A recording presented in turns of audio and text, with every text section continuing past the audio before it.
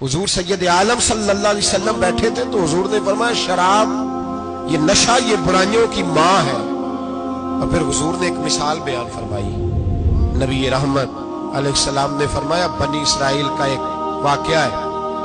ایک خوبصورت جوان تھا, ایک عورت کا دل آ گیا اس پر. یہ یاد رکھ لیں, ہم لڑکوں کو منع کرتے رہتے ہیں لیکن ہمیں گھر کی بچیوں پر بھی توجہ دینی ہوگی, ہمیں ان کے فون پر بھی نگرانی کرنی ہوگی.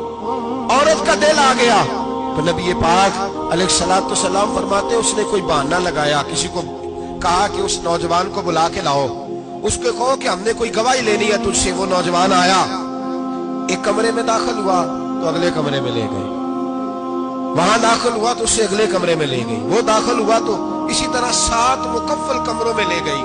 میرے کریم رسول میرے محبوب پاک علیہ السلام فرماتے صحابہ کو سمجھا رہے ہیں میٹھے لب و لہجے میں, فرماتے جب سب سے پچھلے کمرے میں لے گئی تو ایک لڑکا بندھا ہوا تھا وہاں رسیوں سے, شراب کا پیالہ پڑا ہوا تھا.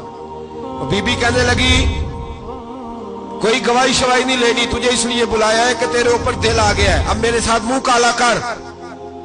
تو وہ جوان کہنے لگا نہیں, میں نے اپنے نفس کو پاک رکھا ہوا ہے, میری نظر بھی پاک ہے, دل بھی پاک ہے, اور اس کی برکت یہ ہے کہ رب نے میری روح کو بھی پاک رکھا ہوا ہے, تو میں یہ حرکت نہیں کر سکتا. پاک لوگ پلید کاموں کی جانب توجہ نہیں کرتے, میں یہ حرکت نہیں کر سکتا.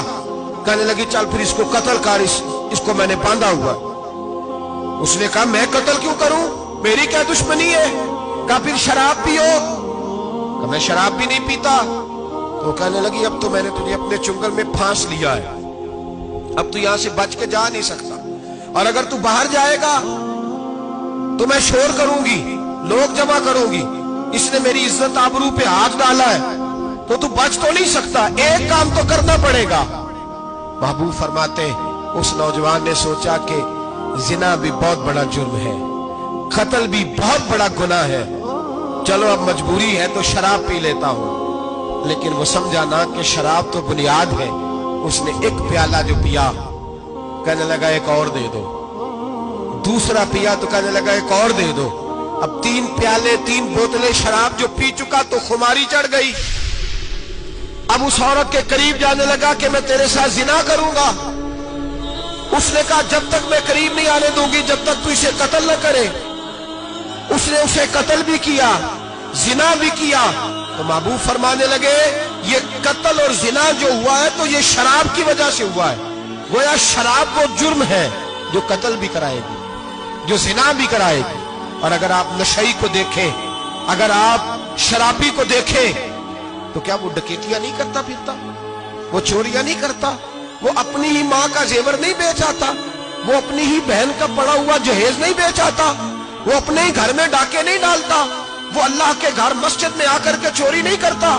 وہ صرف اس لیے کرتا ہے کہ یہ نشہ, یہ شراب یہ ماں ہے گناہوں کی, یہ جڑ ہے.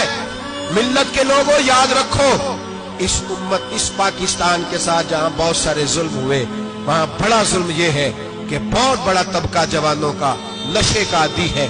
وہ نشہ انہیں عشق مجازی اور عورتوں کے عشق کی جانب لا رہا ہے. وہ نشہ چوریاں کرا رہا ہے, قتل کرا رہا ہے, ڈکیتیاں کرا رہا ہے. بہت بڑے ظالموں نے بہت بڑے ہاؤس بنائے ہوئے ہیں جن کے اندر شراب فراہم کی جاتی ہے, نشہ دیا جاتا ہے.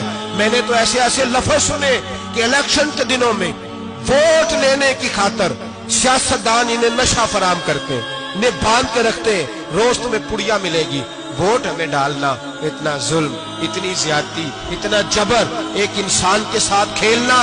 لوٹ آؤ, پکڑو ان کا دامن, اپنے گھروں کو بچاؤ, اپنے دوستوں کو بچاؤ. جاگو جاگو امت کے لوگوں جاگو, میرے نبی پاک صلی اللہ علیہ وسلم کے کلمہ گو لوگوں کو بچاؤ.